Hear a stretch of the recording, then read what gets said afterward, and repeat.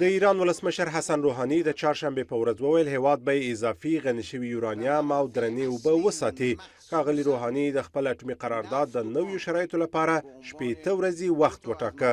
نوموړي وویل که دا ټاکل شوی وخت د ښو شرایطو له منځته راتلو پرته تیر شي نو ایران به د یورانیم غني کول په لوړه درجه پیل کړي. کل اقدام امروز جمهوری د ایران د اسلامي جمهوریت د نن ورځې اصلي اقدام د دوو اقداماتو درول دي.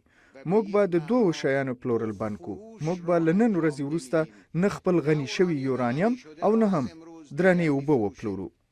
هغه وویل که 5 هیوادونه بریټانیا، فرانسه، جرمني، روسیه او چین د 8 ورځو په موده کې د خبرو میز ته رانشي هیواد به یو لړ اقدامات وکړي.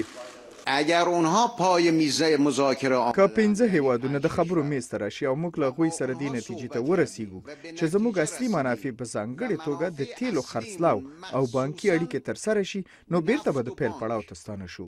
د ایران د بهرنی چارو وزیر محمد جواد ظریف چې په مسکو کې دی وویل ایران اوس دا مناسبه ګڼي چې د ایران د معاهدې قرارداد یو شمېر تعهدات مات کړي. خب اقداماتی که آمریکا در طول کوم اقدامات چې د امریکا په تیر یو کال او همدارنګه د ایران له اټومي قرارداد مخکې وروسته کړي دي روښانه ده چې هغوی د دې موافقې تخریب غوښتی.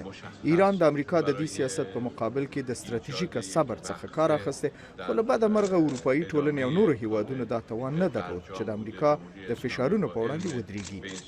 بلخو د امریکا د بهرنی چارو وزیر مایک پامپیو د سه شنبې په ورځ جرمني ته خپل پلان شوی سفر لغوه کړ او په ناڅاپي توګه بغداد ته ولاړ څو د عراق له لومړي وزیر عدیل عبدالله مهدي سره د ایران د فعالیتونو د زیاتېدو په اړه خپلې اندېښنې شریکې کړې.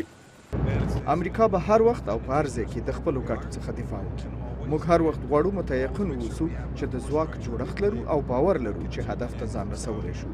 بنان زما سفر او د دفاع وزارت اقدامات او هغه پیغام چې موږ ایرانیانو ته ورکړی هیلهمن یم موږ داسې یوه موقف کې راولي چې مخه یې ونیسو. ایرانیان باید د امریکا پر ګټو د برید په اړه 2 ځله فکر وکړي. د امریکا حکومت جدي هڅه کوي څو پر ایران د نړیوالو فشارونو په زیاتولو سره د هیواد د ترهګرو ډلو د تمویل او د بالستیک توغندیو د پروګرام په شمول چې امریکا ګواښي د خپل رفتار بدلولو ته مجبور کړي.